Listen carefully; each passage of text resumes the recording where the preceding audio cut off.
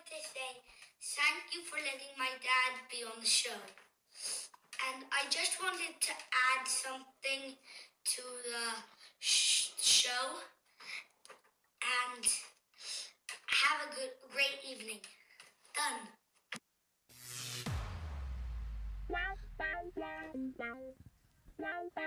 Welcome to GayTalk 2.0, the ultimate podcast for your dose of dish.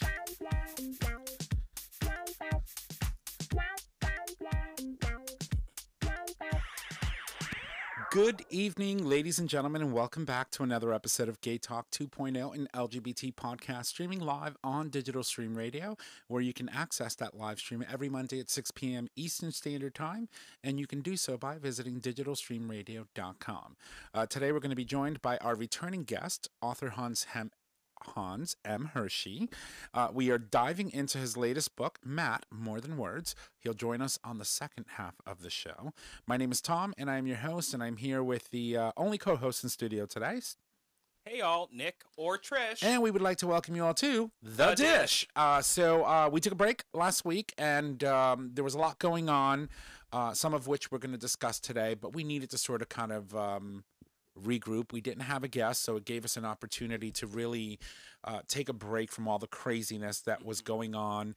Ever since they started, counting and certifying the results for the Electoral College votes that came from all the states, and so we took a Monday off. We needed it. It was just intense. It was a very intense week. Yeah, no, I am so over watching the news. Like, I cannot handle it. It's like coronavirus, Trump, insurrection. Like, what's gonna happen with the inauguration? Right. It's like one thing after the next. And honestly, like, I love watching and taking in the news every morning, but lately I just can't handle it.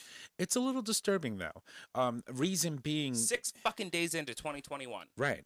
It's like, it was almost like 2021 said, like 2020 was like, oh, I did this, and 2021 said, hold my beer. 100%. Like 6 days into it. And so I wanted to talk about that a little bit, right? So, we're sitting here because I remember in past elections, we really never had a very, very large focus on the certification of the electoral votes in any presidential election in the past. I don't recall ever, like, paying attention to it. We did with Hillary because I think we wanted her to win.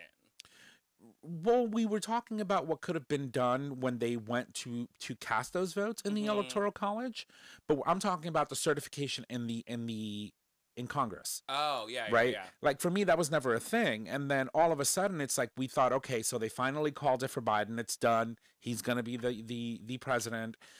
And then, there was that craziness that all of a sudden people were arguing against it. I'm like, he's the fucking president. Right. Like, your job is to provide your electoral votes to the college. Like, end of story. And then all of this disturbing craziness just ensued. And so we knew that there were people there that were going to go protest, that were protesting in the National Mall, further down, closer to the White House, where the, President Donald Trump came out and gave a speech and said, off you go to the Capitol. I'm coming with you, and he never did, by the way. No, right back to his bunker. Right, and then these people went to the Capitol, stormed it, broke into it, damaged it. A person was killed. More than one. Well, one person was shot while they were trying to get into the chamber of the House, and then a police officer died as a result of an injury that he received that someone threw a fire extinguisher at him. And then they hit him over the head with it. Right. It's just, so for me, I'm used to looking at the news and seeing stuff like this happening in places like Chechnya and, like, some of the unsettled issues that were going on in places like, for example, Ukraine, when Russia had annexed Crimea and all of that stuff.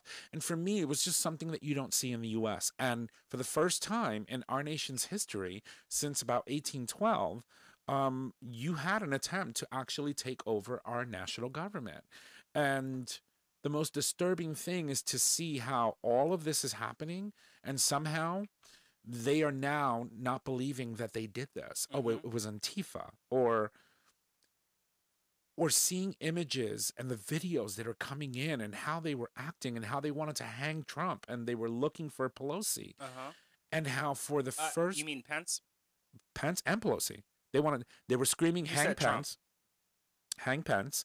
And they were looking for Pelosi. They literally put a noose out of the Capitol building. Yes.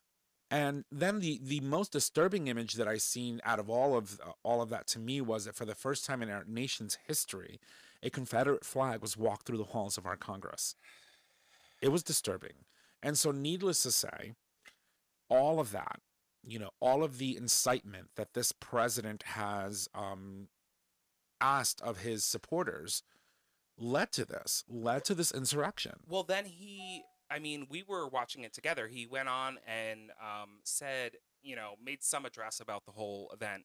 And that was the first time in his 4 years where I was like, and I looked at you and I said, who is this man? Right. That was the first presidential, Clearly he was reading from a teleprompter. Oh, 100%. But, I was like, what the hell? This was, right. We were looking at each other like, who the hell are you? Yeah.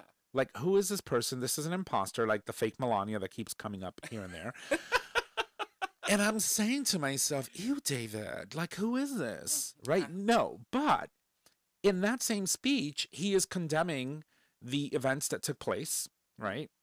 And for the first time acknowledged he was the one that incited it. Right. And for the first time he acknowledged that someone else was going to be president. Didn't concede, correct, but he acknowledged it. But then, disturbingly, he turns around in that same address and turns around and says to them, "You're good people. Thank you. I love you. Now go home." What? Yeah. No, I know. And I was listening to, I don't know if it was a podcast or an MSNBC interview, but it was something about how pretty much Trump has a militia army that he has created. Right. And that's something the Biden administration is going to have to deal with. Right. He literally has an army at his fingertips. And the thing is that when you think about Governor Whitmore in Michigan, right? When you think about Lansing and the Capitol and all the craziness that has occurred there in the last 10 months, this was a precursor to what was going to happen.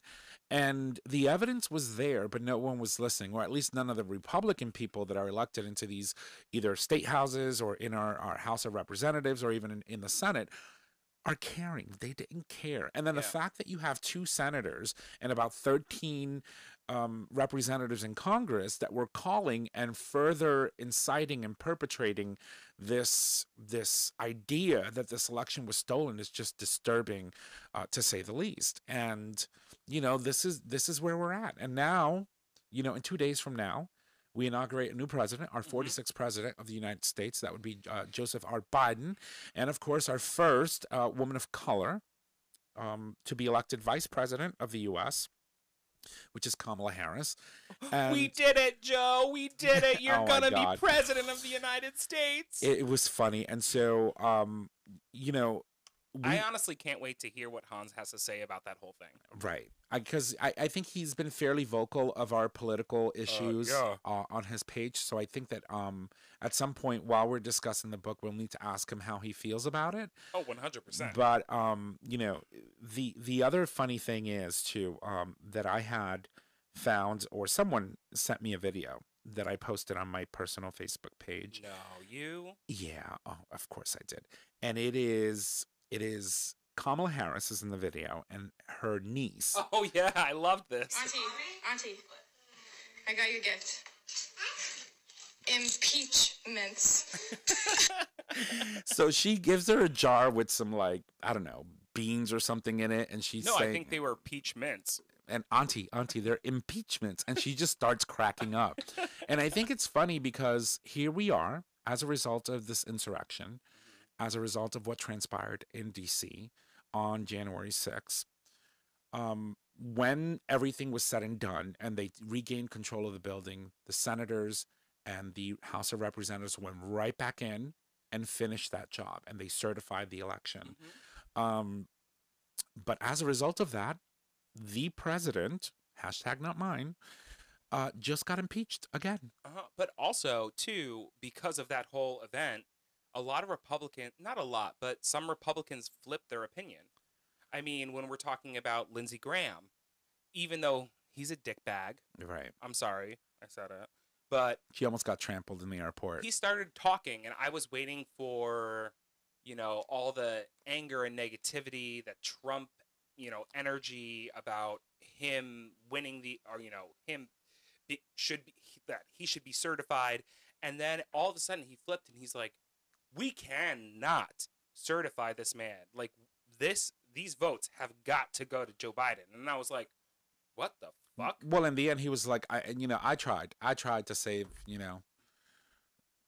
do right by these people. I'm done. That was like his last few words. Yeah. But then on the flip side of that, now he's going back out there, and he met with the president shortly after that happened. And now he's again perpetuating this lie. And the president has yet to concede, and still is out there even today saying that he won. And then the best thing that came out of all of this is that the president got banned on everything. Even Grindr. He lost his Twitter. I think even like freaking Hamster or one of the porn sites. What is it? Oh God. No, I think that was a joke. I'm gonna say it was real. No, because it would be really hilarious if it was. Well, so there was a newscaster talking about the situation, and behind him, obviously, he had the green screen with all of the emblems of all the things that he'd been banned on, and one of them was Grindr. Right. The gay app. Obviously, everybody on the show knows what Grindr is, but I'm like sitting there, I'm like, oh my God, some writer must have been like, I'm gonna throw it up there. I'm gonna throw up Grindr. But really, Pence is probably the one that got banned from Grindr. Right. Well, I doubt it, but because she needs to get her dick. Mama's not gonna let her, let him do whatever he wants. But it's disturbing. Mm-hmm. It really is. But I'm nervous about Wednesday, honestly. But you know what makes me nervous? I'm happy that he's no longer on Twitter. I'm happy that he's no longer given a platform to spread his hate and to spread his craziness and his lies. There is a platform that he has. I forget what it is. Parler? That got shut down. Oh, yeah. It was on the server on Google, and Google completely shut it down. Apple took it out of the Apple Store, so you can't download it on Apple or Google. But the disturbing part about that is that, you have come to expect what this man is doing and what he's feeling like and what's in his head by just reading what he tweets. Mm-hmm. And now we don't know. But, and that's a little unsettling to me. My thing is, like, all these people that are so supportive of Donald Trump, right? All of these people that stormed the Capitol, I'm like, he doesn't give a goddamn shit about you. Like, right. He could care less about you. Right. And they're all, like, 100% behind him, like he actually won. I'm like, did you see us? We marched. Right. We marched. Right. A lot of people did. Right. We didn't do anything stupid like that. No. We weren't. We went down to DC to march for the Equality March. Mm-hmm. There was the Women's March for, like 3 weeks after, which, by the way, had a lot more attendance than his inauguration ever will. Mm-hmm. It was our way of us peacefully protesting and vocalizing our discontent for the fact that this man was even given an opportunity to get our country to this state. Mm-hmm. I hope that to where we are today. The day Biden takes office, I hope that the LGBTQ page on the website goes back up. I feel like that would be so powerful for our community. Right. Also, not to continue on the insurrection bullshit, but the guy with the horns, he's all over the place. Right. The shaman, the Q shaman. Yeah, like no shirt on, whatever. He, and this is terrible to say, but I'm sorry. This man is a 33-year-old failed actor who still lives at home with mom. Right. And ended up getting arrested, and then he's complaining he wasn't eating, and he was complaining because they weren't giving him organic food. So, to you, Mr. Q Shaman, thoughts and prayers. Yeah, no, not at all. Also, oh my God, who was it? There was another one. It'll come to me. I forgot. Keep going. No, so two important things to take away from this craziness. One, it didn't work. So, we know that our democracy is strong, and I need to believe that in order to know that this nightmare that we've been through in the past 4 years was not in vain, and that the over 200,000 plus people that we've lost to the inefficiencies of this administration when it comes to coronavirus, that wasn't in vain, and that now, we're moving into a new phase of being able to manage this pandemic and getting to where we need to be. But the important thing to take away from this is that we're looking at a president who got impeached for the first time ever in U.S. history for a second time. There is a better chance of him being convicted in the Senate, if that were the case, which is necessary in order for him to be technically removed from office, even though his term ends in 2 days. But then with that, if he is convicted in the Senate of the charges that are brought to him or brought up against him for inciting insurrection, that if he gets convicted, the very next vote that happens immediately after that is a vote to permanently ban him from ever holding any office of any government state office ever again, or federal. Yeah. And so that would take him out of the equation into potentially running again in 2024 and continuing with this crazy madness that keeps going on that we're seeing, displayed all over the U.S. right now with his followers. Yeah. I do want to give a shout out though, because Representative Sean Patrick Maloney, he is so hot. He is so good looking. Oh my God. From the District of New York, Hudson Valley, was literally ready to physically fight back. He turned, when this was all happening, he turned to his colleague, Colin Allred, who was a former pro football player, and he said, "Are you ready to fight these MAGA assholes?" It's imagine going to work, being a legislator, and arriving at your place of work to do the business of the people. And this happens, and you find yourself amidst an insurrection, and people are there to physically harm you. There was no doubt whatsoever that they were there to do harm. Yeah, in my mind, I've been thinking a lot about the fact that there wasn't enough. So today is Martin Luther King Day, which we haven't mentioned, which is important to mention, including the Black Lives Matter movement, where we have recently seen a lot of peaceful protests, some not so peaceful, like when we look at Seattle. There was some, vandalism and whatnot.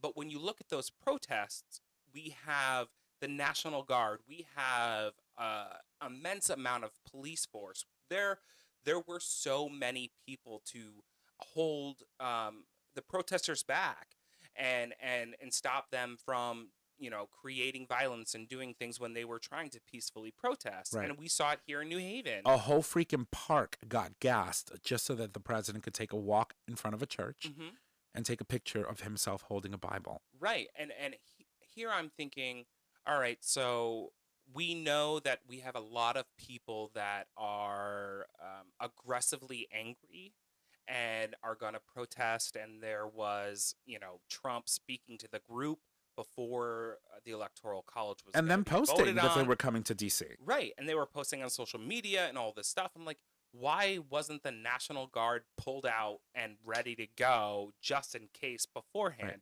Why did our government put the two, I believe, police officers that lost their lives in harm's way? I mean, if you look at the videos, I don't necessarily blame the police officers for backing off. They were outnumbered like 100-1 or more. I have a feeling that this was because you're right. The response to the Black Lives Matter movement and the way that they were mobilizing the National Guard in numbers that were scary, like 15,000 National Guardsmen and women were mobilized at the sound of Black people coming together and protesting and taking people off the streets in unmarked cars, And all of a sudden, we have an entire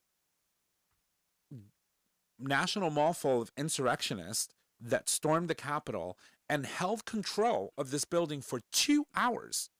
Mind you, It wasn't a 15-minute thing. This was 2 hours of nonstop people rummaging through the Capitol building while these senators and these representatives were locked up in an undisclosed location in that building. Yeah. And what was that sweatshirt that one guy was wearing? Auschwitz. 6 million wasn't enough. Yeah, 6 million wasn't enough. And then there was another one, and I'm like, We literally fought a war. you're an American. You're a fucking American. Right. We lost, I don't know how many people in World War II fighting a war to protect the Jewish community. How the fuck are you going to get up there and do that? Your ancestors, people that made our country the country that it was 4 years ago, died. Thousands of people died. It was a world fucking war, and you're gonna wear a shirt like that, Right. in the country that's considered, the freest country, and like We literally joined that world war after Pearl Harbor yeah. was attacked Mhm. to end the tyranny that was Hitler and the craziness and the inhumane treatment of people that were in internment camps, the people that were killed, the thousands and thousands of people that were killed. The kids that were ripped away from their families, and the parents that were literally walked into a gas chamber off a train where they lost all their possessions, everything. And here are these people promoting this bullshit. I'm sorry, you can slice and dice it any way you want, but this is a fucking hate group. This is a terrorist organization. It needs to be taken. Every single person that supported that insurrection should be considered a terrorist. And as such, the president needs to be, one, he needs to be, well, he's already been impeached. He needs to be convicted and then further put on trial for high crimes and misdemeanors outside of the constitutional commitments that a president can go through to get removed. But from a Department of Justice perspective, he needs to be tried. Oh my God, yeah. He needs to be locked up. It's just crazy. Yeah. And I want to say two more things. So I saw a meme the other day where, I guess people have been saying, well, Trump may have said some stuff, but he wasn't there. He didn't, he was there. No, he didn't walk into the, He wasn't a part of the insurrection that went in. Oh, Right? but he told them he was going with them. So I saw a meme that said, okay, you can say that all you want, but was Biden on one of the planes during 9/11? And Bin Laden? No, he was not. But he masterminded. Exactly. That's the point. And people need to realize that he was behind the whole thing no matter what. And that's why you're right. He needs to be tried. He needs to be jailed. I mean, I don't even know. He's technically a terrorist himself, in my opinion. Right. I think so. Right. But anyway, that being said, I saw another video of one of the insurrectionists trying to board a flight in an airport. Right. And he was put on the no-fly list because he was considered a terrorist. Right. And he was flipping out and I'm like, are you fucking kidding me, bitch? Then there's she is a real estate agent from the state of Texas, I believe, who went and was photographed, and therefore now they're looking at her, and she comes out and says, I was only following what the president said, and that he told us to go down there, and blah, blah, blah. And, you should have thought about this shit before you decided to go down there and storm the Capitol. Yeah. I mean, even the fact that you have kids, the fact that you have a husband or a career. There was a doctor, for example, the person that was photographed in the chamber with zip ties to put people in restraints, went there with his mother, who happens to be a nurse. And they both got arrested. The man can be seen with a weapon. He had a weapon inside a federal building, along with zip ties to tie people up. Who was he going to tie up? He was there to literally physically restrain someone. Ugh. It's scary. Yeah. It really is. And it's sad that this happened because it really puts our standing in the world as one of the leading democracies in this world, promoting democracy around the world. We look like the laughing stock of this globe. It's sad. We have for the past 4 years. I know. Yeah. And it's all coming to an end. In 2 more days, we inaugurate a new president. There's a lot of stuff that on day one is going to be reversed. I'm super excited to keep a tally on those, including the Keystone Pipeline decision that was reversed in the Obama era. Biden is going to reverse what Trump did to allow them to actually go through with digging through sacred grounds in Native American lands to run that pipe. Why? He's going to reverse that decision. He's not going to allow them to continue to drill. Good. You were confusing me. I was Right, because like, Obama banned it, Trump allowed it, and now with an executive order, Biden can reverse that decision that Trump made. So there's a lot of things that are going to happen. And sorry that it got political, but obviously it is the conversation of the time. It is something that we're living through history right now, and we need to talk about it. Yeah.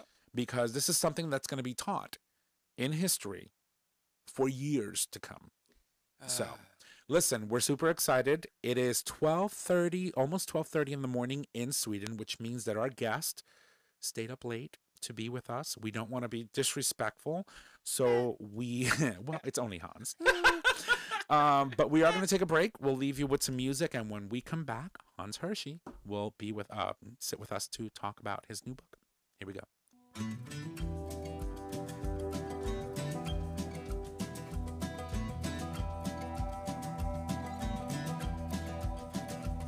She was waiting by the back door, said, babe, we gotta leave town. Get your shit, get your suitcase, your dog, your guitar, cause we gotta go now, cause they're coming. Well, they know our fucking names, yes, they're coming, just the same.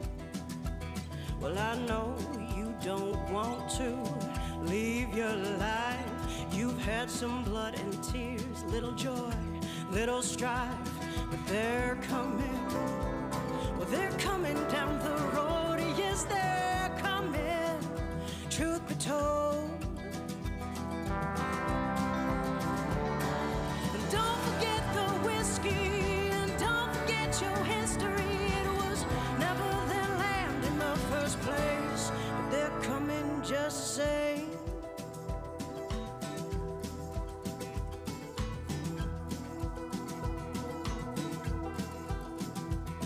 Got a knapsack full of judgment, hypocrisy, and lies. And they're talking so much hateful bullshit, they've begun to gather flies. But they're coming, well, don't come in the eyes. Yes, they're coming, no surprise. And with so much terror in our past, how are you so surprised it's come to bite you in the ass? Yes, it's coming. Well, it's nipping at your heels. Yes, it's coming for the kill. And don't forget the whiskey, and don't forget your history. It was never their land to sell or trade. No, don't forget the whiskey, and don't forget your history. It was never their land in the first place, but they're coming just the same.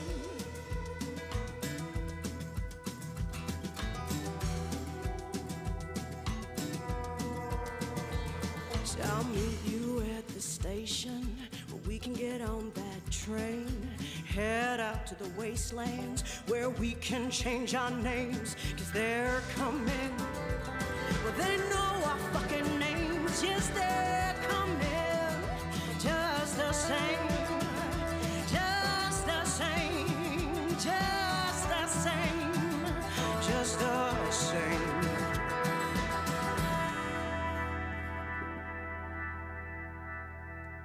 All right, welcome back from the break, ladies and gents. I'm getting my hands all lotioned up, and we're just fault, coming sorry. back. Yeah, I know. She went upstairs and she just grabbed like the whole bottle of lotion and put it on her and said like, "Here, give me your hands." I was like, "Ew!" I wash my hands so much. They're red. I need to lotion.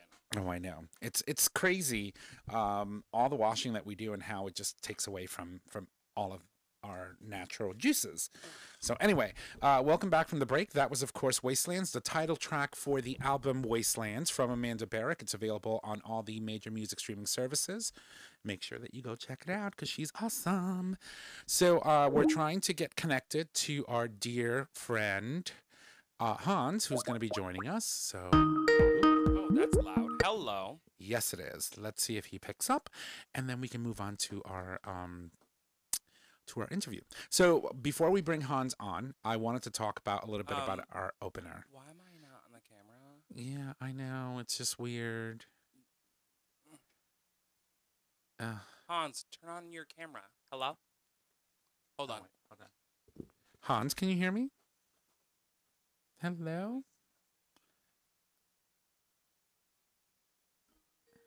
Okay, let's accept it. Let's see here. Hi. There he is. All right. So, well, I can't see you, but that's okay. Don't worry about it, honey. We can hear you. Oh, hang on a second. I just need to turn on my camera. There he hey! is. All right. So before we jump into introducing Hans, I wanted to talk about our opener a little bit. So earlier today, Hans and I were having a little checkup, just to make sure that we didn't have any hiccups, which we still ended up doing anyway. But this time it's not the intern's fault. That's all I have to say. Yeah, And so Hans followed up our conversation with a very beautiful video of his son Sasha, who sent us a little message. And so that little message that you heard as our opener today was Hans' son sending us, Chris, Nick, myself, wishing us a good show and thanking us for allowing his father to come on the show and talk about this amazing book that he's going to talk about. So Hans, welcome back. It's been a while. Yeah, thank you for having me. Another all-nighter from little me. Well, I mean, you're all the way on the other side of that ocean, Sweden to say the least, gorgeous, beautiful country that it is. So unfortunately, that's how we roll. So really quick, tell us about your son. Why did he want to send us a message? I told him that I would be on the show, and he wanted to be on it. He wanted to stay up. He wanted me to actually wake him up to be on the show, and I was like, honey, it's past midnight. There's like no way you're going to be on that show. And he said, yeah, but because we were, Tom and I were talking about the children's book that I put out last summer, and Sasha was part of actually making that. So he said, yeah, well, I really need to talk to them about the book. And I said, just let me do it. He said, but he kept nagging, and I said at one point, I just said, okay, come on, why don't you just record a greeting, and we can send it over to them, and maybe they can play it on the show. And I said, okay. Well, we did, so you can play him the opener, but nothing else. Yeah. Well, I mean, I don't think we were bad during the first half. We were talking a lot about the craziness, the insurrection that happened on our U.S. Capitol and all the craziness that has ensued as a result of that, including the second impeachment of the current president and all that.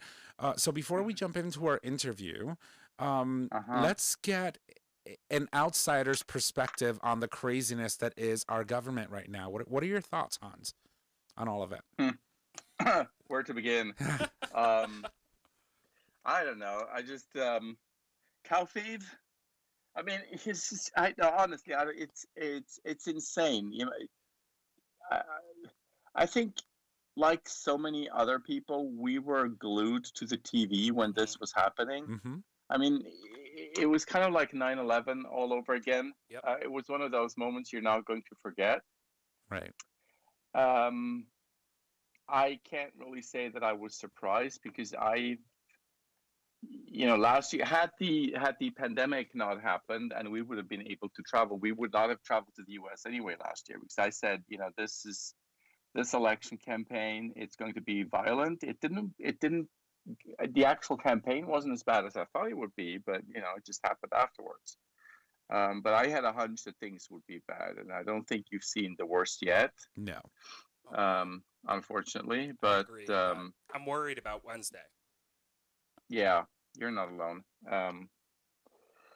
But we'll see. I mean, at least the reign of Orange 45 is over in what, 2 days? 2 days. So I just 2 days. Well, one and a half days now. Yeah, I can't wait. I mean, we're just what 200 pardons away from this to be over. Probably.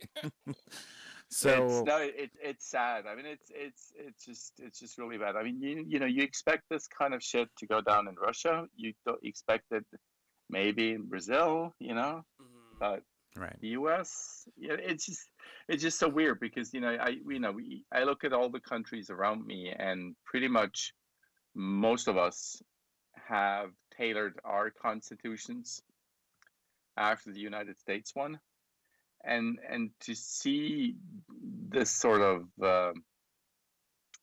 violence and just craziness, you know, I mean, it's just weird when you listen to these people, and I'm not just talking about Orange 45 himself, but I'm talking about, you know, some of the people in Congress, some of those senators, 124 plus members of the House, and their talk of defending the Constitution. They're not. And you doing look at it. how. No, I know, of course not. But I mean, that's the talk, right? And then you have all those crazy nut jobs out on the streets, and their talk of defending the Constitution. And you look at. Did you even read that document, honey? I mean, honestly, really. I mean, Seriously. I'm not a constitutional expert, but many of us have read the constitutions many times over the last 6 months and all the amendments. And does it really say that? Does it really say that? I mean, you know, and it's weird because the U.S. Constitution, having been written as long ago as it has, it's a very ambiguous document. You know, you have constitutional scholars, which we've all been listening to from both sides, over and over, and there's very rarely a definitive answer on things.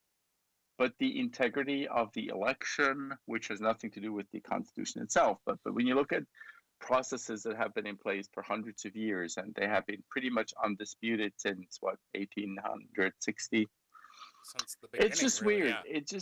It's just weird, you know. I mean, yeah, it's yeah. Let's just hope it gets better from Wednesday on, and that, you know, I mean, there's a lot of bugs that need to crawl back under the rocks from whence they came, but those bugs need to crawl into a volcano and burn and just disappear.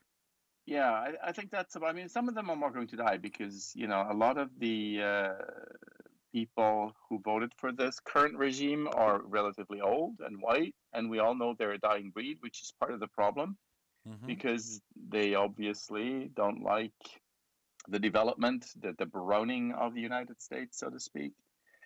But so I mean, there is hope.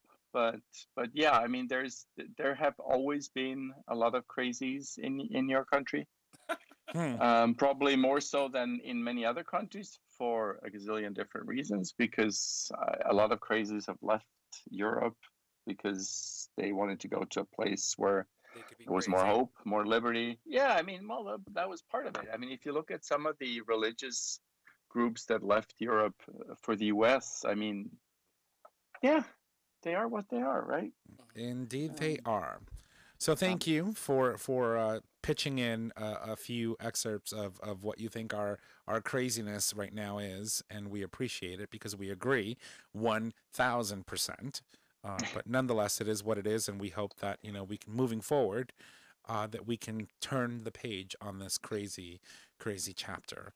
I hope that we can try and find a way to unite our country again, because right now it's so divided and so terrible.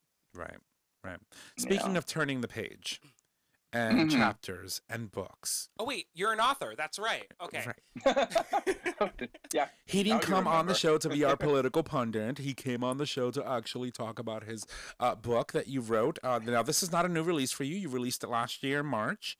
It just so happens that we finally caught up with you and were able to sit down and have a good chat about Matt, More Than Words, which was a book, again, you released it last year, and we're having you on to talk about this book.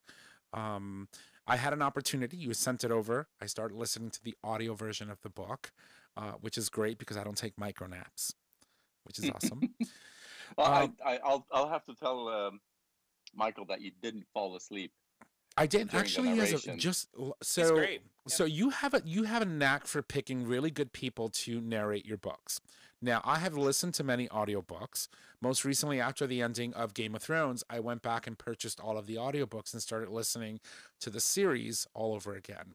I find that the person that was doing the narrating in these books rather exhausting, right? In the sense for the Game of Thrones books. And so it's very hard to focus when the voice that you're listening to annoys the shit out of you. And so try doing the podcast every week. Right. And listening to the screeching thing next to me. But, you know, when I think about the people that you've selected, Vance Bastian, you're talking about, for example, using the current narrator that you did for this book. When you listen to their voices, there's something about their voice that draws you in, that takes you into that story, and that's important. Can you talk about that a little bit? What your process for choosing people to do work with you? So far I've had 3 different voices to work with. The third one, let me start with the third one, because I never actually thought that book would be finished. It's the one that plays out in Korea. The Return to the Land of the Morning Come. Where are you? Up here, this one. I just got this one done. I have to actually edit it now, so the whole book has been narrated. And the main character in this book is an older Black man. He's an octogenarian, so he has a very distinct voice. At least I thought so in my head. Right. So I was looking for a very distinct voice. It was not Vance, and it wasn't Michael. And so I started looking for this voice, and kind of found some people. So you can do these kind of almost like auditions on ACX, the company that does all the books for Audible. And so I got this voice, and he's not actually African American himself. He's Latino, if I'm not mistaken. And I use Latino in a very broad sense, but so I'm not actually sure. He's from Texas, but I'm not sure what. But based on his name, he seems to be Latino. But he had the perfect voice, to kind of encapsulate what I envisioned Martin to be, this older gentleman. The way I came across Michael was slightly different, because when I first met Michael when I did my very, very first audiobook for Family Ties, which was incidentally my very first novel that I published. And after having published 10 or 12 books or even more, I said, I heard about these audiobooks and that they were taking off. And I said, okay, well, if I do audiobooks, I don't want to start with my bestsellers. I want to start with the first one. That was kind of like me, right? Being boxed, squared. And so I figured, let me start with the first one, and I'll do one after the other. So I started with Family Ties, and I was looking for, I didn't want to use one of the big names in the industry because I wanted a voice that was unique to me. I mean, I would have loved to do it myself, but no, I couldn't. That's just not me. And so I started to and I did auditions, and I'm telling you, that was 2016, 2017, and I got a bunch of submissions. I mean, we're talking about, I had like 50 submissions for this book. Wow. And I started listening, and I was weeding out a lot of, because I was just, not because they did a bad job. Some of these guys were doing amazing jobs at reading. It's just, I just didn't like the voice. There was just something with the voice that I didn't like, and or that I didn't think was suitable for me and the kind of work that I was doing. Because at the time I was thinking that I would be releasing these books relatively in a relative quick succession of each other.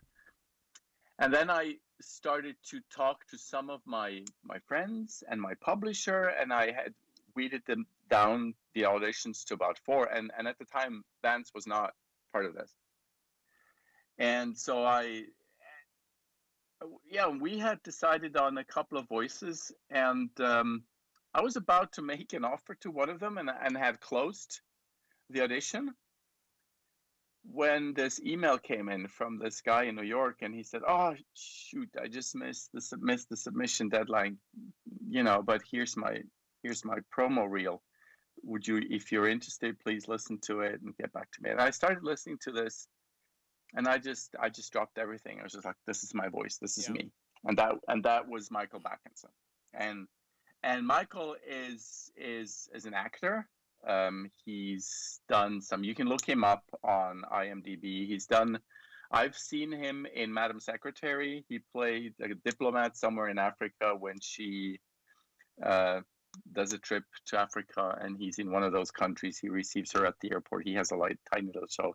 He does work on Broadway, off Broadway, but he's also doing some narrations for books, for audiobooks. And so that's how we met. And after he did Family Ties, we actually met up in New York. He lives there in Upper Manhattan with his wife and daughter, and he's an amazing person too. So that was a lot of fun. But yeah, I had to pay for his work, and he's not cheap, and so I didn't have the money to do more at the time. And then Vance came along from more of the gay side of the industry. And we met through people in my publishing company, right? Or not my publishing company, but my publisher. And so he came highly recommended, and we started talking, and that's how I came to work with Vance for a bit. But he's been really busy, and so yeah. And so when it was time for Matt, I just reached out to Michael and said, listen, I think you would be really good for this. And so yeah, that's how I ended up working with Michael again. Well, the voice, like I said, is incredible. It draws you in. It really just does a great job at highlighting and encapsulating what this character Matt is going through, right? Well, all the characters that. Yeah. Well, right, all of them, but specifically the main character, because one of the hardest things to do is to encapsulate what someone sounds like when they've never spoken before. Exactly. I mean, that's what the whole point, that's what the book is actually about. You know, it is about someone who's unable to communicate, not talk. He's not able to communicate, period. Right. So speaking of that, give us a little background of what Matt is about. Well, Matt came to me while I was out there on a walk. At that specific day, I wasn't listening to you guys for once when I was walking into trees. But I was out there. I still remember exactly the location where I was when he appeared to me, and I just saw this person sitting in a wheelchair. Okay, this is weird because obviously he's in my head, right? So, and he tells me in my head that I want you to tell my story.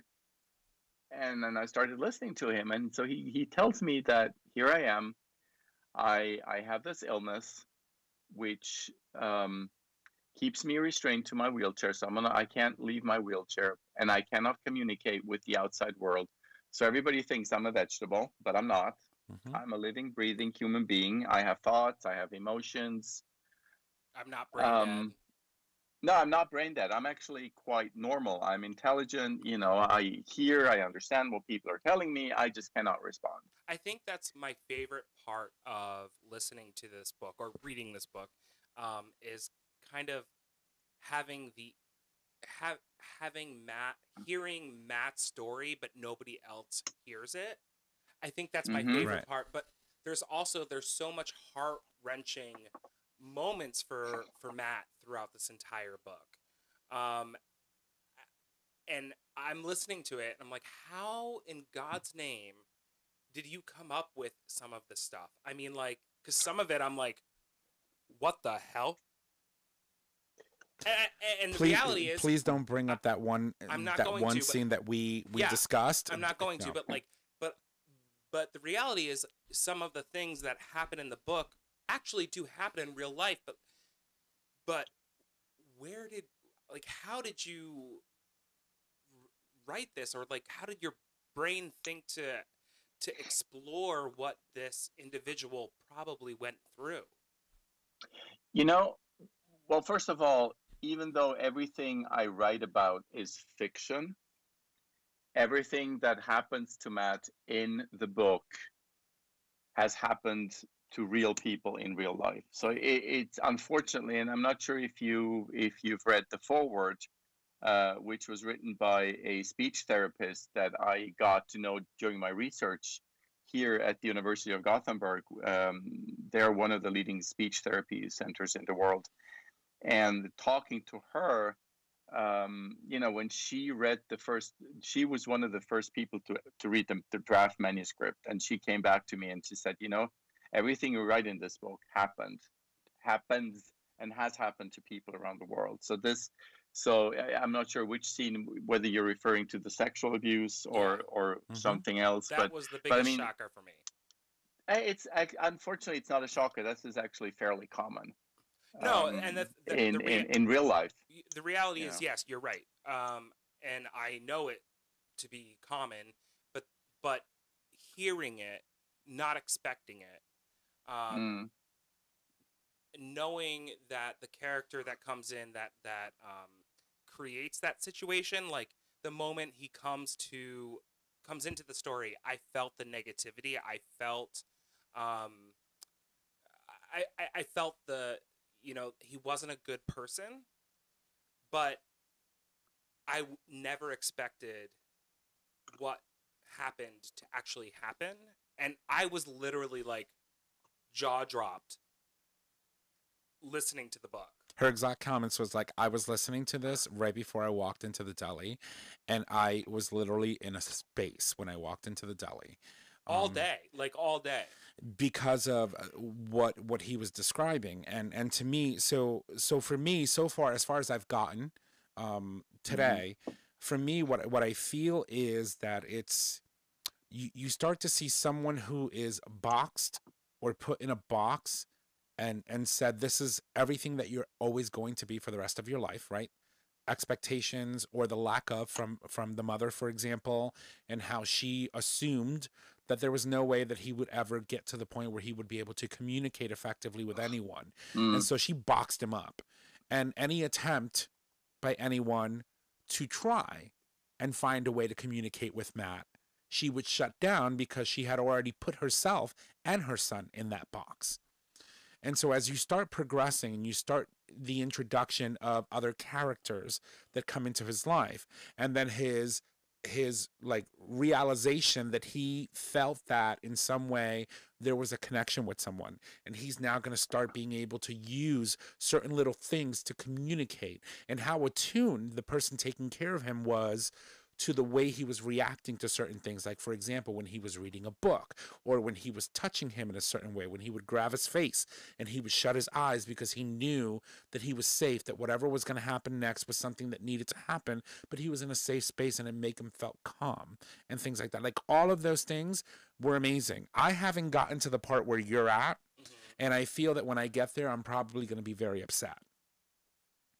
But again, it's being able to see his reawakening of his communication style. That point in part early on in the book is just so incredible, the way you tell that story, that I feel that what comes next is going to be very, very chilling for me, and I'm not ready. Well, I also think too that, like, how hard is it for you as an author to put yourself in that place? I mean, when I'm listening to this book, I'm like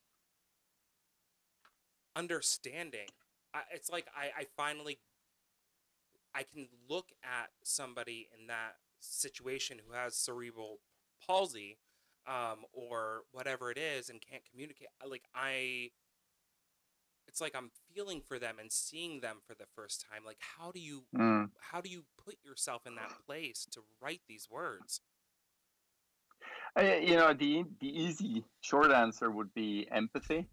I think it's one of the things that you need as an author, or playwright, or whatever, screenwriter, is you need to be able to put yourself in somebody else's shoes, which is empathy. You need to try to imagine what is it like to live another life, and that is something that a lot of human beings are capable of doing, and some of us are better at it than others, and some of us are also able to express that in writing. Now, but it's not just a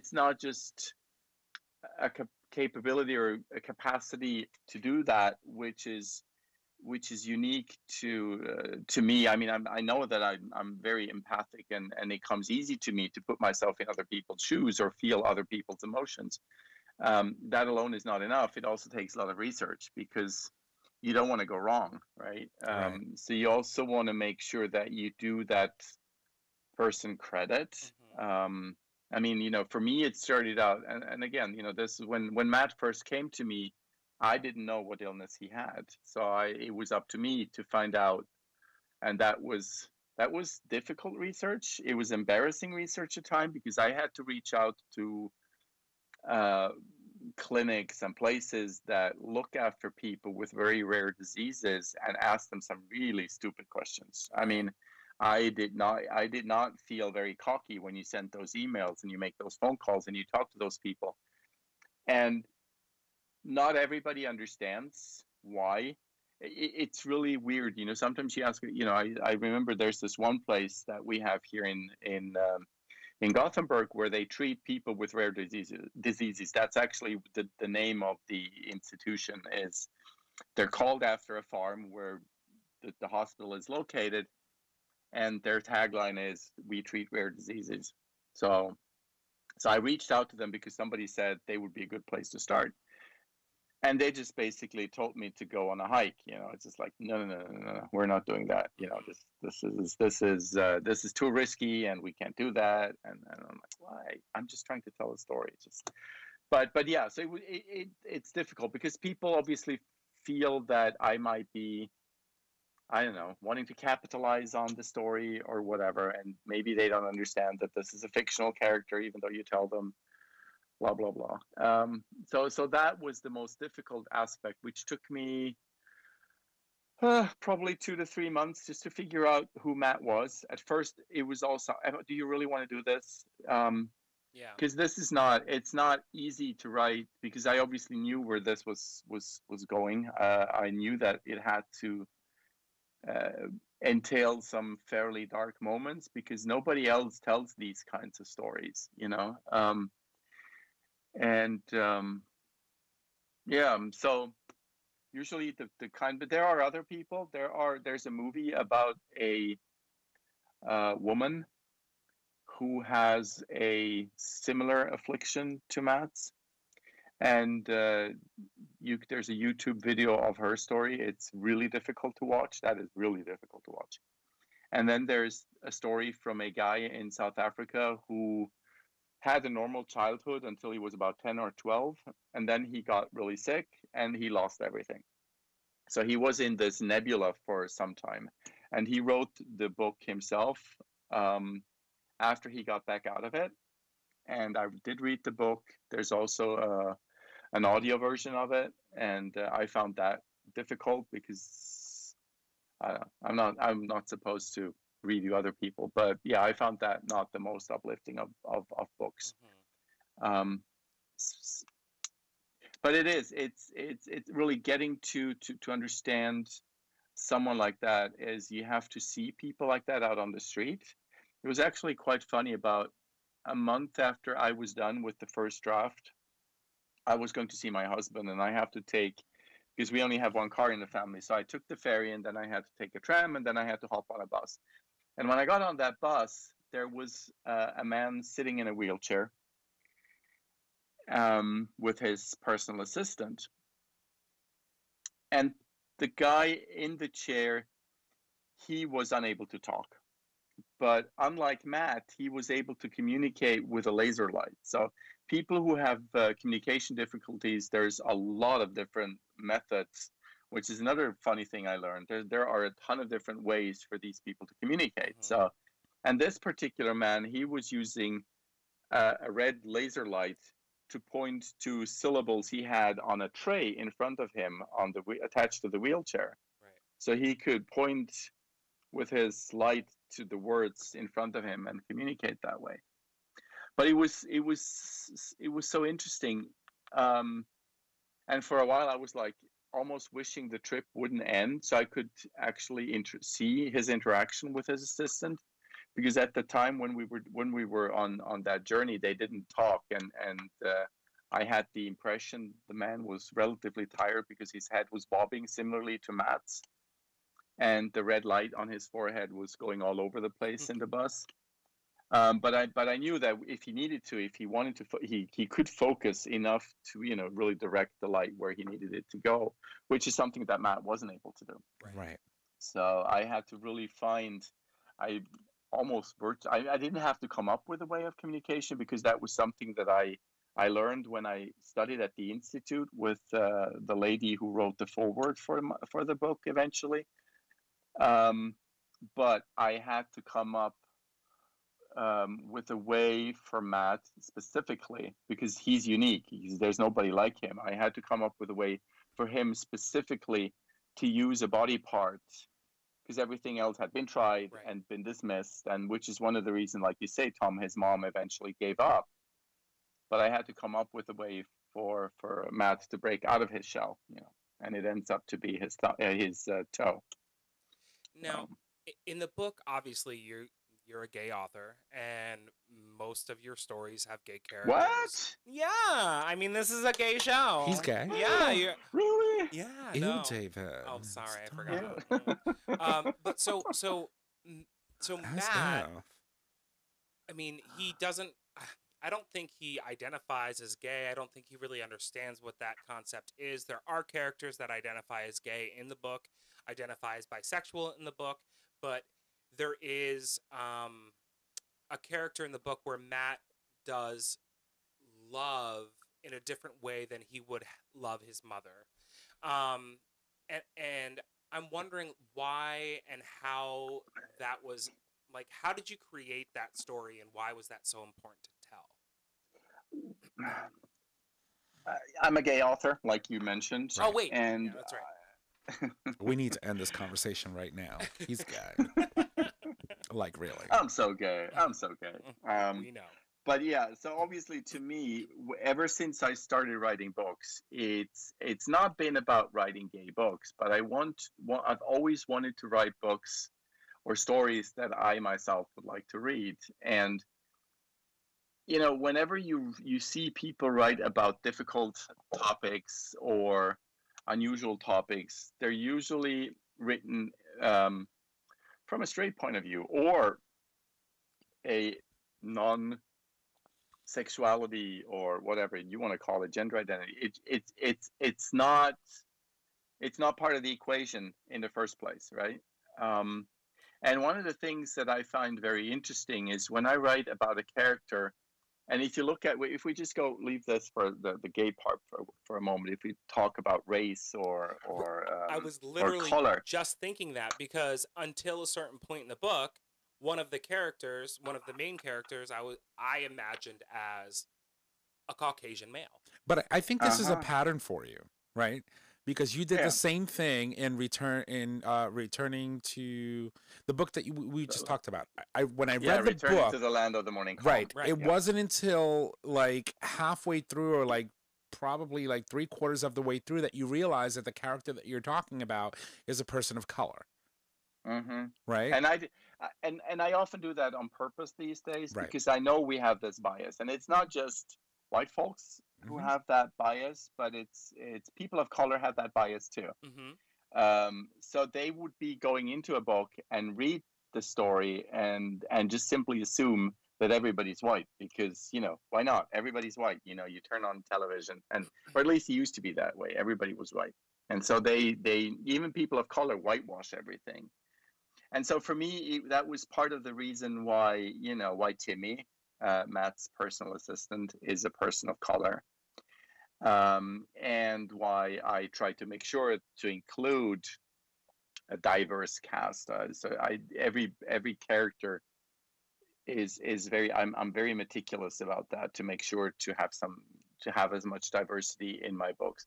Not just to tick off a box, because I genuinely believe it's important. I find stories that include people of color or a diverse cast so interesting, and it's funny. I mean, I'm not sure if you guys seen The Mandalorian? Yes. Yes.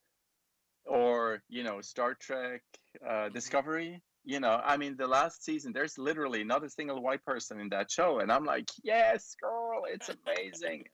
The Mandalorian, I don't think the entire season 3 has a single white person in it, not one. Lots of aliens, but not a single white person. I love that. It's not, the storytelling doesn't suffer at all. It's not like I miss it.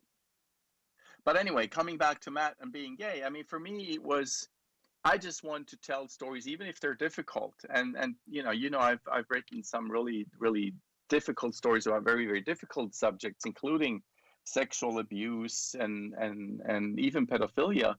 But I write them from a gay point of view. Right. And so Matt, no, he's not gay. We don't really know because he doesn't have the capacity, as you say, Nick, to express that, or it doesn't really come up. But he, at some point, he falls in love with Timmy.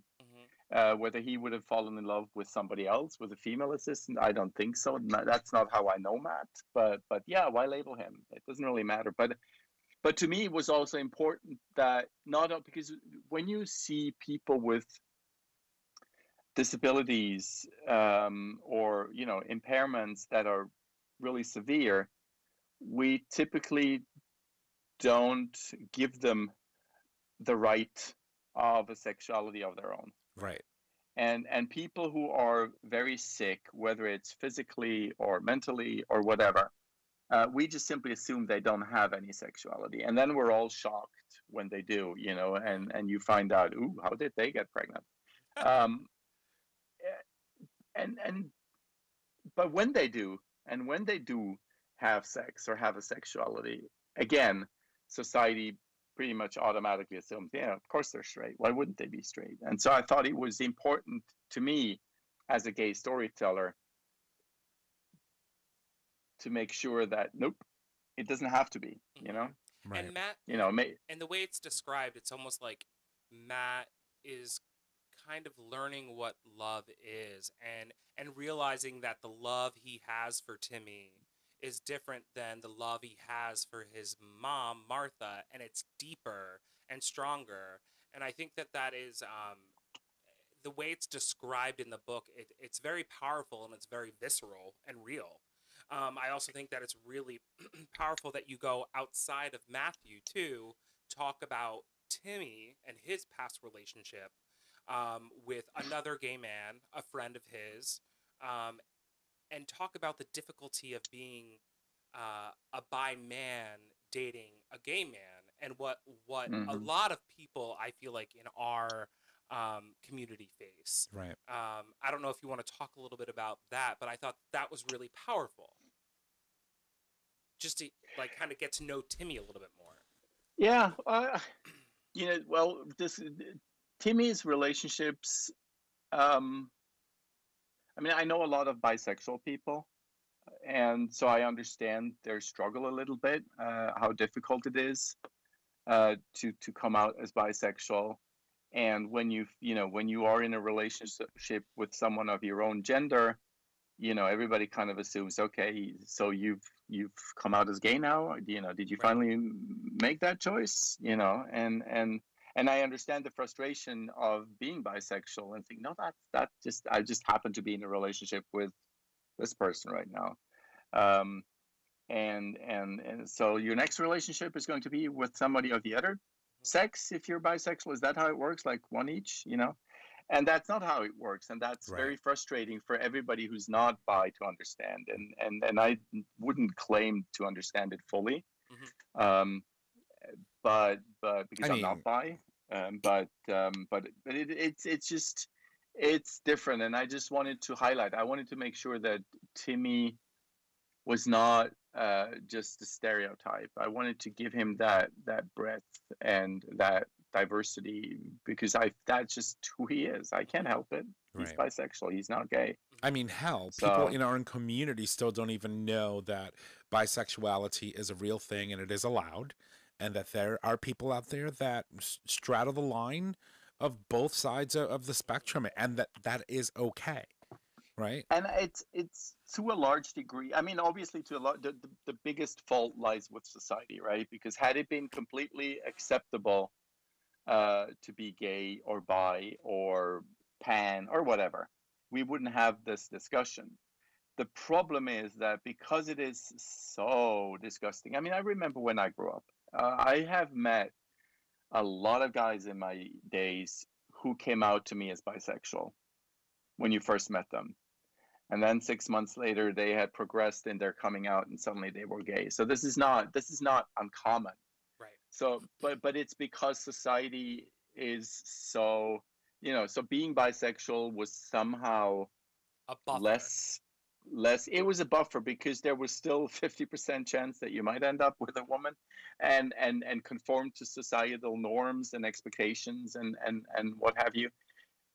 But they were gay from the get-go. They just weren't. They just kind of left one half of the closet closed. So, and that hurts bisexual people. 100%. So, Yeah. so when gay men say, when gay men meet bisexual people who say they're bisexual, and a lot of gay men go like, yeah, or gay people, even lesbians go, I'll give you 6 more months and you're out of the closet. It's not always because we don't believe there are bisexual people. It's because we've all been there, and we've seen people who actually have taken that second step and come out as gay eventually. But yeah, not everybody does, and I think that's the problem, because some people just simply, and it's almost like a form of racism.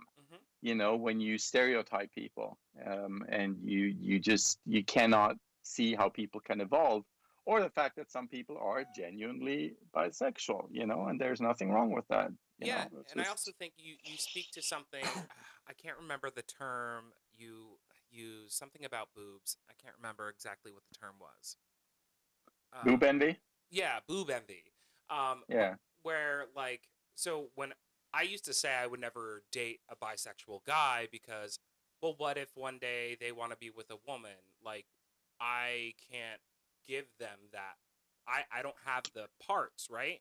And so there are moments in the story that depict that so clearly, that gay men are almost afraid to put themselves in a situation with another individual that considers themselves bi. Well, the thing is, too, we have to remember that as a human, whether you're bisexual, straight, or not, you still have the capacity to be in a monogamous relationship if you so choose. And so that as long as there's discussion and that there's an open conversation between you and your partner, that the exploration or the possibility of exploring other people and other sexes or the other sex is okay as long as that conversation is had. But in the scope of monogamy, if you're in a committed, gay relationship or a man-to-man relationship, and you're a bisexual person, and you're still feeling the need to explore sexuality with a woman, yet you're still letting someone believe that you're in a committed relationship, then the issue is not that he's missing something. The issue is that he doesn't have respect enough to have that conversation with that other individual and say, you know what, I don't want a committed relationship because I want to straddle the line and be both and have and experience sexual with both. Or maybe perhaps could we have the conversation of being in a threesome? Did you just have a moment where, are you enlightened now? Like, I feel like I feel like Moira Rose just came down and just said, "Speak, darling, speak." On the fated flap of a butterfly's wing. Right. And so I just think that, when it comes to relationships, communication or the lack of could lead to the potential of someone who's bisexual. And again, I'm not going to pretend to know what it's like to straddle both and sort of kind of, causes issues as a result of. But like you said, but the problem isn't being bisexual. Cheating on your partner is not a factor of bisexuality. Correct. Cheating of your partner is a factor or a function of being an asshole and lack of respect. Yeah, but I once I wouldn't call it dated, but I once had an online kind of discussion with someone, and he was really, really wanting to meet with me and have sex with me. And he was a married guy, so he was married, and he kept telling me, yeah, but I can't just be with a woman, I need to be with a guy too. And I'm like, yeah, well, that's good for you, but this is just not me. I don't want you to cheat on your wife. I don't want to be the other woman or the other guy. But I mean, this isn't just a bisexual thing. This is as much a gay thing. I've met gay guys who were in committed relationships who cheated on their boyfriends, and I've met husbands, and I know plenty of husbands who cheated on their wives. Oh, don't we all? No, I mean, it's just, just this Christmas, when we went to see my dad over the holidays, the same day we left the house, I got a phone call from a neighbor of mine asking us if we minded if they let somebody sleep in our house for a few days, because this woman had been cheated on by her husband. And so she needed a place to stay for a few nights with her 3 children. So obviously this is a thing, right? People cheating on each other, but it's not a function of your sexuality. I think that's important to say. Right. So in defense of bisexuals. No, it's a function of your desire. And if you're desiring something that someone can't give you, you need to be respectful and have a conversation with that person. Yes. But it's not, I think this is also important. It's not about something that somebody else cannot give you. It's not about boob envy. I mean, it can be if you have a really low self-esteem, like our character in the book. But for bisexuals, not all bisexuals have this drive that, okay, if I'm in a relationship with a guy, I automatically need somebody on the side.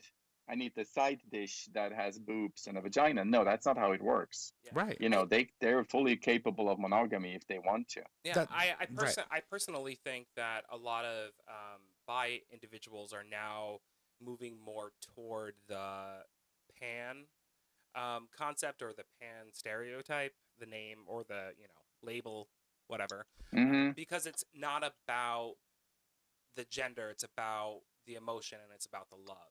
And that's what I love about pansexuality, is I think that it describes what we have thought bisexuality is for so long. And the main reason I brought that up, I have one more question about the book before we move on, but the main reason I brought that up is because there are so many layers to this book, and there are so many stories going on, and they're all such intense, beautiful stories.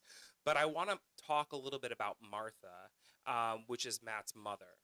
And I'm struggling with her right now. So she is so protective of her son, and is so quick to fire somebody or make a phone call, or get rid of an assistant. But now here comes along somebody who's actually hurting her son, and she's blind to it.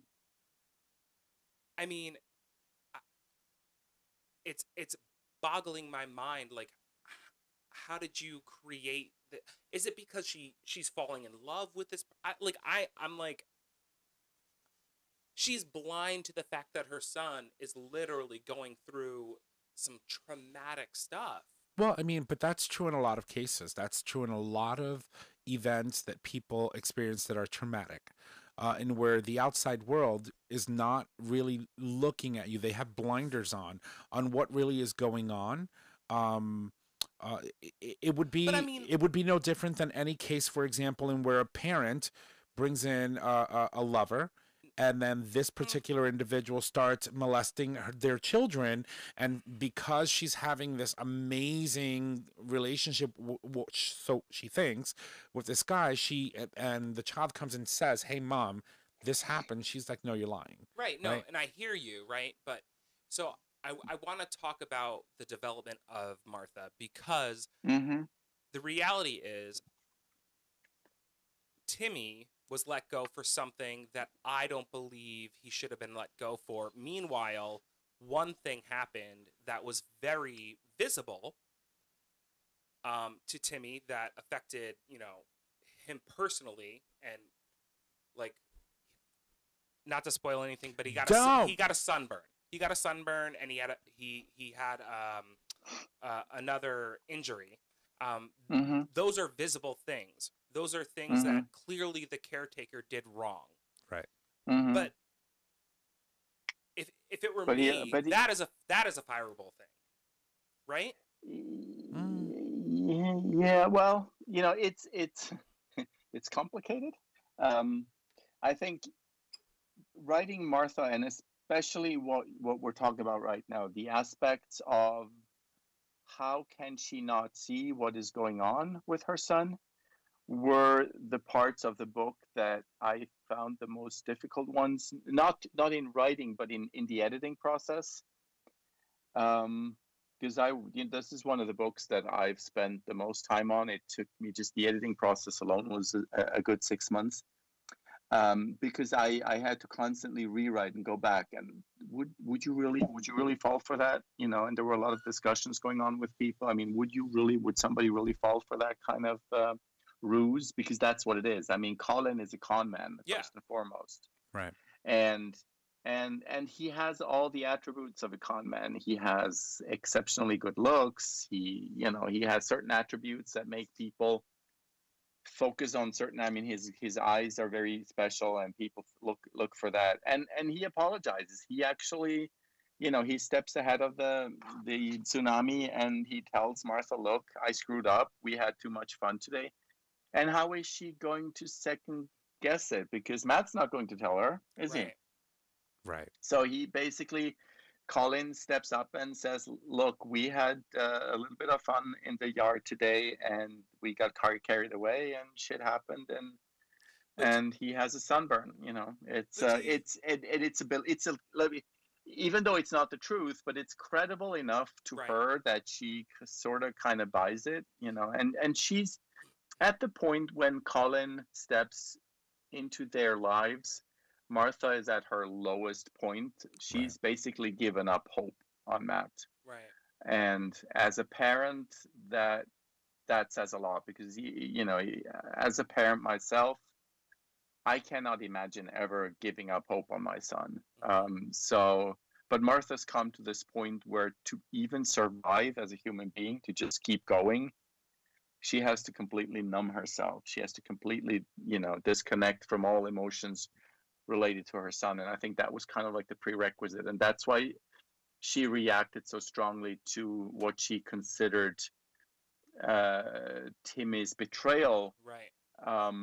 Because she just simply could not take it that anybody would come to her and raise hopes that there was hope left for Matt. She just couldn't deal with that, But there is another layer there too, where it's almost as though Martha is kind of attracted to Colin and allowing her inner wants and needs to kind of erase the reality of what's going on. Right. Yeah, but that's the con man. Right. Yeah, but that's the con man. And that's also a very common strategy, for example, in battered women that are constantly or continuously are being beat or hurt by their significant others. That is a strategy that they use to continue to be able to intimidate women, especially that are abused, into thinking that, you were wrong. Right. No, I know. And so it's just interesting to see, right? Because, my mother was a battered woman for many years. And I have struggled internally with that and spoken about, her struggles in life. But, my main frustration with my mom is like, how many more times does this need to happen or continue to happen before you realize that this is wrong for you, dangerous for you, and dangerous for us? It needs to stop. I mean, it's with some people, it's a pattern. It's lack of self-esteem, lack of self-worth. Right. Where you define your own worth through the eyes or actions of somebody else. Where you gain, and I mean, just look at Orange 45. I mean, he's the classical con man, and you've got millions and millions of women out there. I know. Who suck it up, and I mean, I just and it's for the rest of us, it's completely unimaginable how anybody can can see anything in that Right. guy, right? Because he's neither attractive nor very smart nor anything, but he has that certain quality to draw people in, you know. Right. And he does it differently with men and women, but obviously women fall for him again and again and again, both in his personal life, or when he feels the need to grab something, or in his politics or con schemes. I mean, you know, it's just so there are some people who are very good at conning, but there's also a segment of the population out there who are, I don't know why. I'm pretty sure the reasons why are very individual, but who are just a sucker for falling into that same trap over Mm-hmm. and over and over again. Mm-hmm. And unless they deal with the underlying reasons why, they go Right. into therapy and understand that, you know, they are worth just in and by themselves, Right. without needing the validation from somebody else, they'll fall right back into that Right. trap. But that's also It's a just, tactic of the oppressor, right? Of the person of course, perpetuating. That is a tactic that they use. They put you down to the point where you don't believe that you alone That's are why you need capable therapy. yeah, are yeah, but capable of being able to survive on your own, right? And so when you think about of course, what you're describing, this relationship, for example, with Martha, she's been a mother. She has resigned to the fact, or at least boxed herself in with at the idea that her son is never going to be able to communicate effectively with anyone or in any way.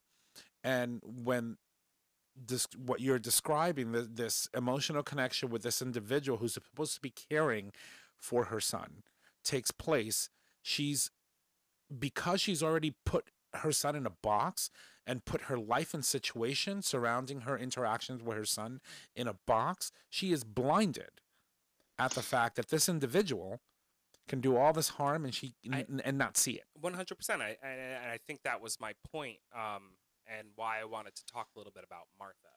mm, But that being said, this book is amazing. There are so many layers, and I guess listening to it, I'm like, what do you want to come from this book? Like, what are you hoping somebody can take away from this?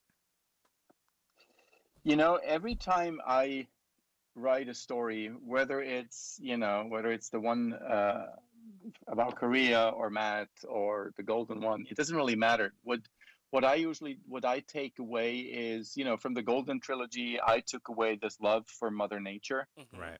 and the respect for what's around us, and that still resonates with me. I mean, I just that those three books changed the way I look at everything that's around me, and still does. I go out in nature with a very, very different respect, you know, and to this day, I still, you know, try to not step on an ant by accident, You know, which is difficult. it's funny that And you said that, but during COVID, when everything got shut down and dolphins were swimming in The Italy again and all that stuff, all I could think about was the golden one. mm-hmm. Which, by the See, way, was an amazing series of books. I listened to all three, and I have all three hardbook covers signed by the author, which I love.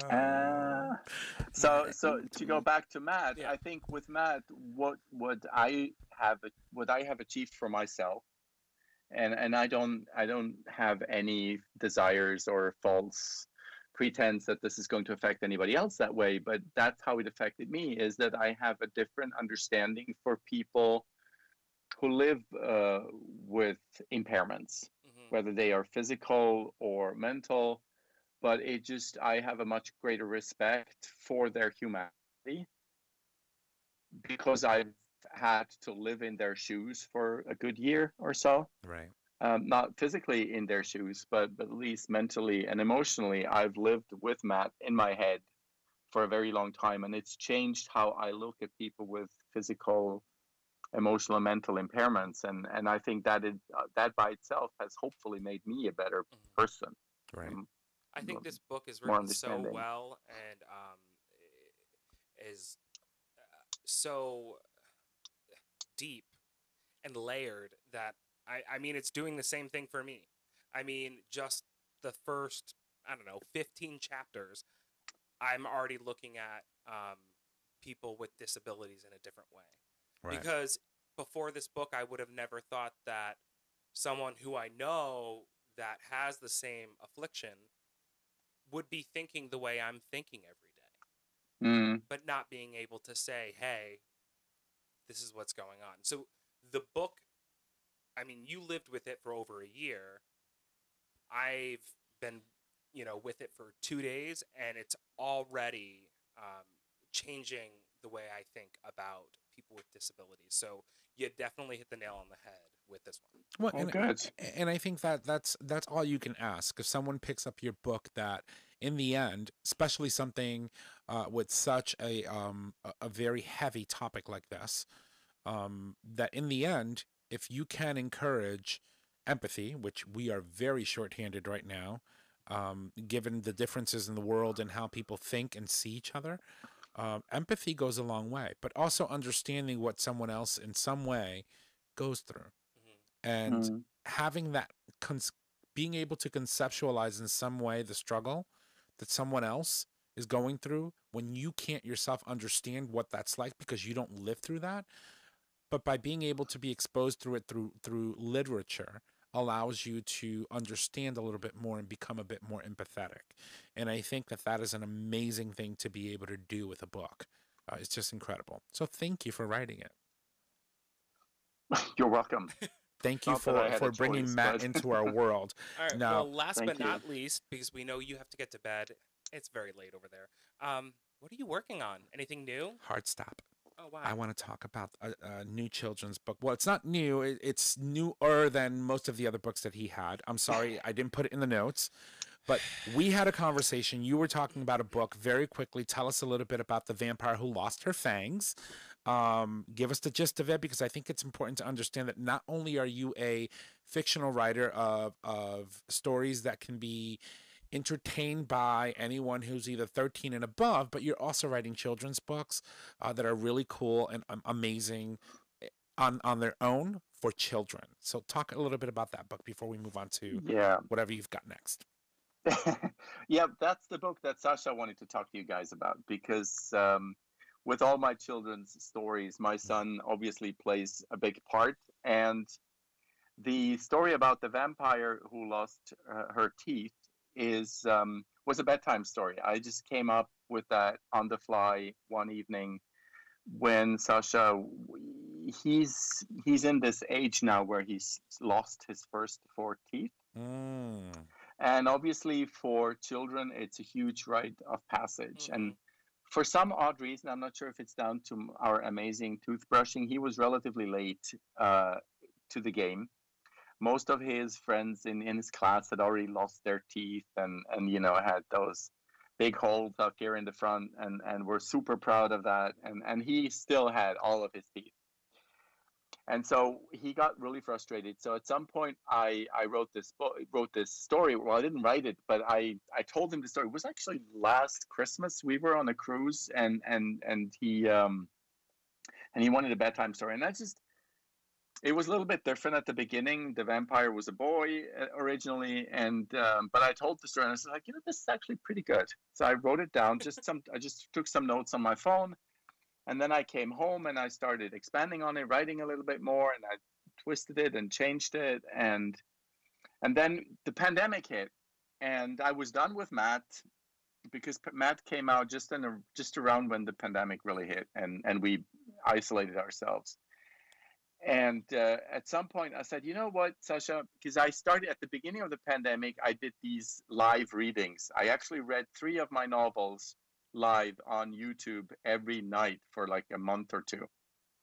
And they're all on YouTube. So if you head on over to my channel on YouTube, you can still see me with my son, with my husband. My husband's doing the whole camera thing. And so it was like a family thing we did at the beginning of the pandemic.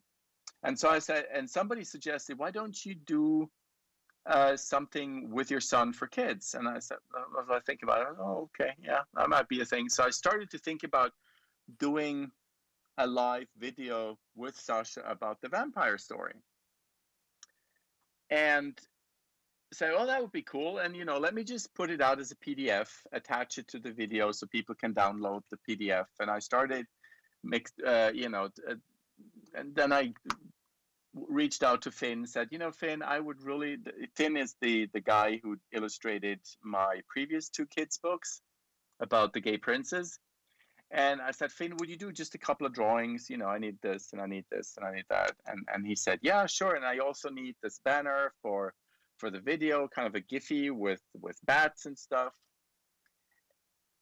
And then I sent the PDF because I hadn't begun recording the video with my son yet. So the idea was for Sasha to read the book and I would record him. And then we would do this little video and just give it away for free.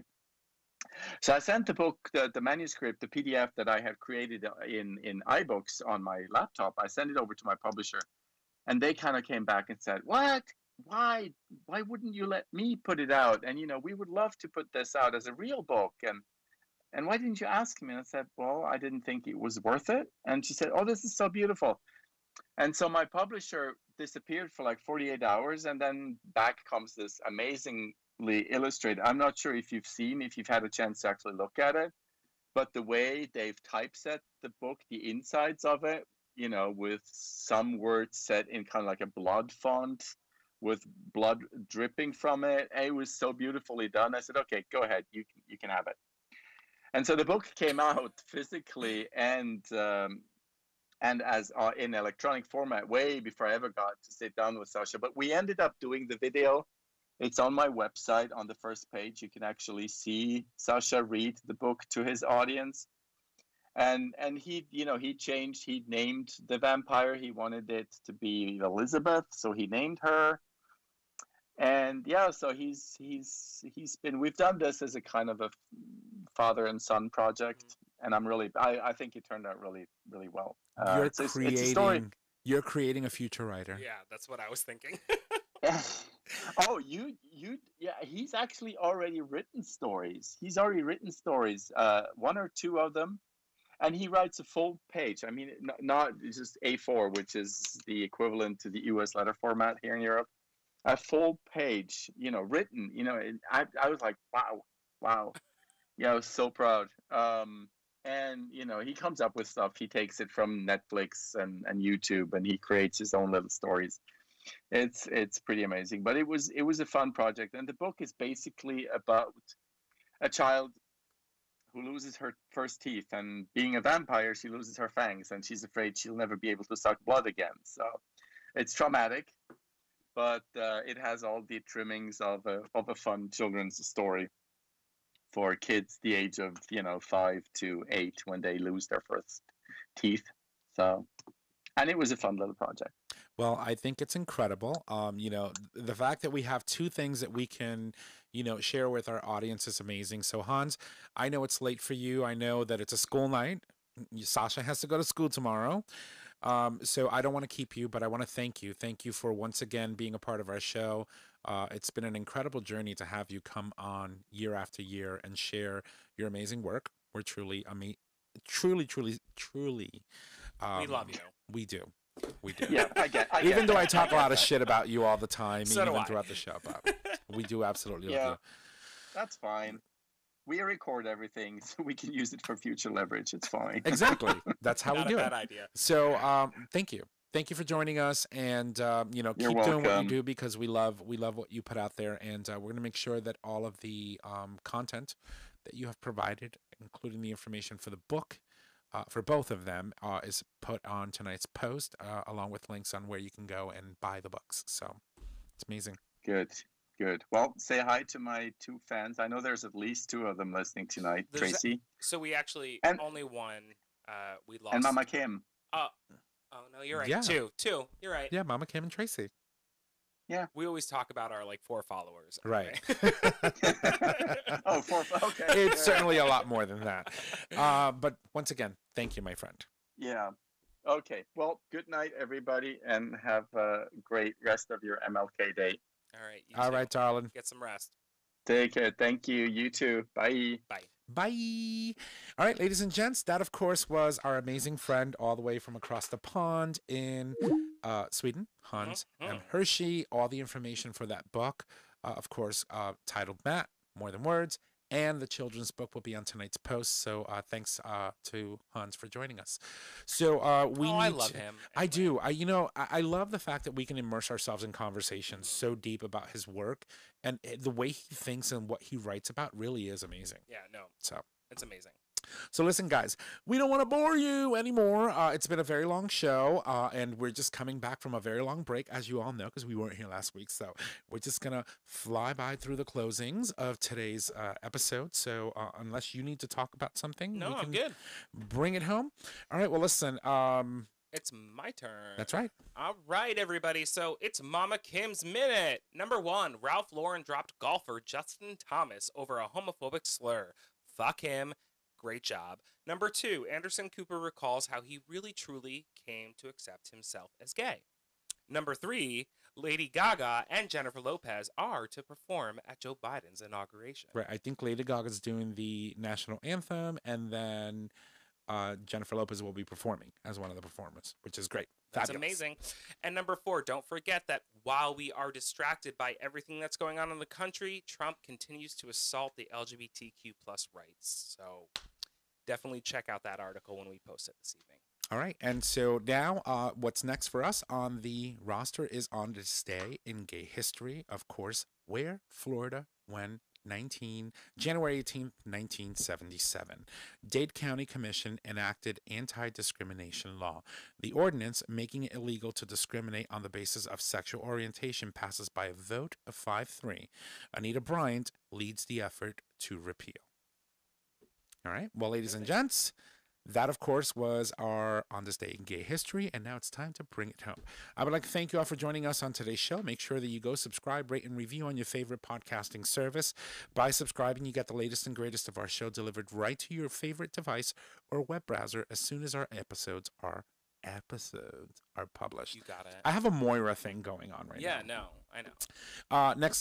Sorry. You can also support us on Patreon, which allows you, our listeners, to support the show with a monetary donation, which we collect monthly and can be in any denomination of $1 or more. Next week, we're going to have a full episode of The Dish. We'll bring you the latest stories from the LGBT community and more, so that you guys could stay informed. And maybe Chris will be here.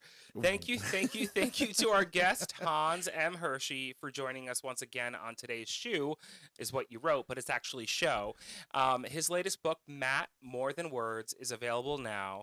The links will be posted on tonight's post as well. And can you remind us of his children's book, please? It is called... The Vampire Who Lost Their Who Teeth? Lost Her Fangs. Yeah, it's called The Vampire Who Lost Her Fangs. Yeah, so we'll have that up there as well. And don't forget, get your discount for the future method today. Each time you clean out with water or enemas, delicate tissues are harmed and cells are damaged, increasing chances of injury and or STD. The first of its kind doctor-developed formula gently cleanses before you play without hurting your bum. And now you can use code GayTalk20 for 20% off, valid for one purchase or one subscription per person. Looks like we're both struggling. Tom, can we put a rubber on this? Yes. I was not struggling. All right. Our show is available on our website, gaytalk20.com, under audio podcasts. It's also available as a free download on Apple Podcasts, Google Podcasts, and Stitcher Radio. Also, you can find us on social media, Facebook, GayTalk 2.0. Now I am struggling. Instagram, GayTalk 2.0. Twitter at GayTalk20. You can email us at GayTalk2.0 at GayTalk20.com. Tom, struggle away. All right. Well, if you need to reach out to us, just head on over to our website. Click on the Contact Us tab located at the top of your web browser. There you can leave comments, suggest topics, submit a question for the cast or an individual host. You can also call us. Our phone number is 334-GAY-TALK. If you need all those digits, it is 334-429-8255. Don't forget, we do stream live every Monday at 6 p.m. Eastern Standard Time, and you can access that live stream by visiting digitalstreamradio.com. I would like to thank you all for joining us today. Thank you, guys. That is our show. Y'all have a good night. Bye!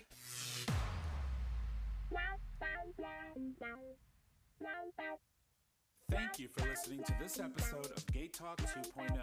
Tune in next time for more Dish.